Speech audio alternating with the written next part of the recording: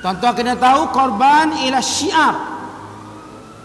Baik, bila kita sebut syiar, bagaimana? Ia perlu dipertontonkan, ia perlu ditunjukkan. Kadang-kala tuan-tuan sekalian, kita bercakap tentang toleransi agama. Jiran-jiran Hindu kita kata, boleh tak tolong kalau sembelih jangan sembelih depan rumah saya, awak sembelih nyorok sikit lah. Orang-orang kafir ni kecil hati bila kita sembelih lembu. Lalu mereka suruh kita sembunyi, menyorok sikit. Kalau boleh bina-bina pun jangan ada mengganggu sensitiviti agama. Lalu kita katakan ibadat korban ini syiar. Bila syiar kami kena tunjuk. Kami tak boleh sembunyi. Sembunyi itu bukan syiar. Sebagaimana lafaz azan, kita tak boleh slowkan mikrofon kita tuan-tuan. Ini syiar. Ini syiar seketika. Kamu kena redha. Apatah lagi kita tuang dalam negara kita. Syiar sebagai satu dakwah, syiar sebagai satu pengisytiharan atas kemuliaan agama Allah mengatasi agama lain, atas kemuliaan agama pilihan Allah mengatasi agama lain. Dan syiar ialah suatu bentuk dakwah terbuka, dakwah yang bersifat amalan, bukan bersifat sebutan kita, supaya mereka-mereka yang bertuhankan Tuhan yang lain dari Allah melihat akan kebenaran Islam. Sebab itu tuan-tuan lihat bila orang pertahankan syiar bang azan, ramai mana yang masuk Islam. Tuan-tuan perhati tak lafaz azan apa disebut? Dia menyebut dua kalimah syahadah. Kalimah yang dengannya orang masuk Islam. Sebab itu ramai kita jumpa orang bila masuk Islam mudah mengucap, sebab saya selalu dengar bang. Mudah disebut. Kita membantu mereka. Dia tak nak dengar ke nak dengar, akhirnya terpaksa dengar kalimah syahadah. Kalimah ini yang menyelamatkan semua manusia daripada kemurkaan Allah.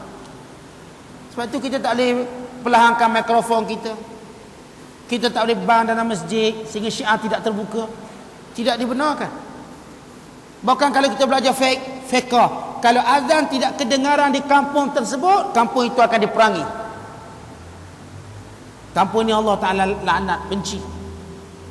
Korban pun sama syiar. Implikasi syiar maknanya tuan-tuan, jangan kita terikut-ikut. Kita korban kat Kemboja, Myanmar, Vietnam, kat sini tak ada. Mana syiar di sini? Tu Ustaz, orang sana susah Ustaz, daging 4 minggu sekali, 4 bulan sekali jumpa. Tuan-tuan, bukan cerita makan daging, cerita syiar korban. Kalau orang sini memang dah gauk dengan daging sekalipun, tetap dia mesti disembelih. Andai kata kita memang tak boleh makan daging belaka, kita jenis orang Jepun makan ikan misalnya, syiar tetap ditegakkan. Kemudian daging tadi diberikan pada orang lain, tapi korban tu kena. Ya syiar. Salahlah orang kita bila duk hantar kat Kemboja, dekat sekian-sekian, lalu beri alasan sana tak makan daging. Berbulan tak boleh makan daging, jadi kita bagi dia makan daging. Tuan-tuan, bukan isu makan daging, isu syiar. Allah berfirman, "Dzalik wa man yu'azzim sya'airallah fa innaha min taqwal qulub." Demikian itu siapa yang memuliakan syiar Allah, itu tanda dia punya takwa dalam hatinya.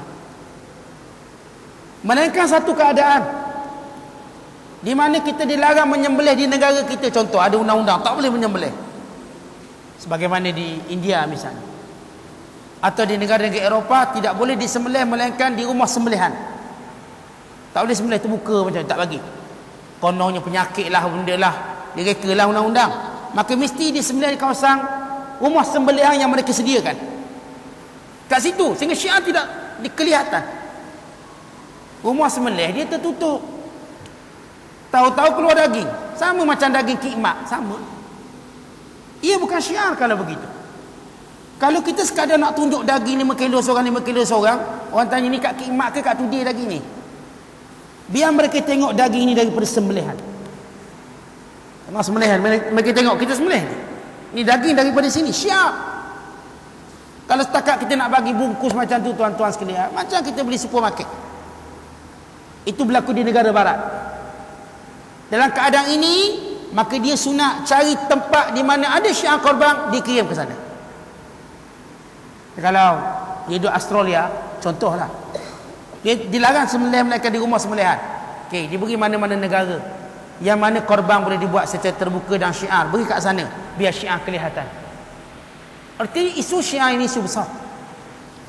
Bukan maknanya tak boleh korban kat Kemboja, Kampuchea, sekian-sekian, boleh, tapi jangan mematikan syiar setempat. Kalau tuan-tuan kata, Ustaz, saya ni gini, ada peruntukan 600 je. Kalau kat Kemboja 600, Ustaz, dapat seekor kambing atau 4 bahagian lembu. Tapi kalau kat Pasir Putih ni, Ustaz, 600, sebahagian lembu je, kambing pun tak dapat seekor. Mana satu saya nak hantar? Saya kata tempat di mana syiar kamu. Tuan-tuan, saya bagi contoh mudah. Kita duduk masjid Pasir Putih ni, tuan-tuan ada dengar tak masjid lain bang azan? Surau-surau ke dia tak dengar? Dengar. Tuan-tuan pun kata pada Tok Bilal, tak payah azan, dah dengar masjid sebelah azan, cukup lah tu. Saya takkan rasa orang bersetuju. Tu masjid dia, ni masjid kita. Kita kena bang. Tiba-tiba Tok Imam kata tak payah komat. Kenapa? Saya dah dengar komat masjid sebelah. Kita kira pakai komat masjid sebelah lah. Jimat, elektrik, mikrofon kita. Tak boleh, itu syiar.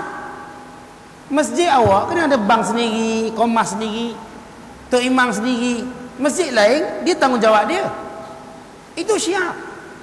Kita kena faham kaedah tu. Sebab itu bila kita kat Pasir Putih, bang. Masjid sebelah sana, bang. Sana, bang. Ia membentuk syiar. Gabungan syiar yang hebat. Sehingga orang kaji buat kajian lafaz azan, bang. Sebenarnya dunia kita dengar lafaz azan 24 jam.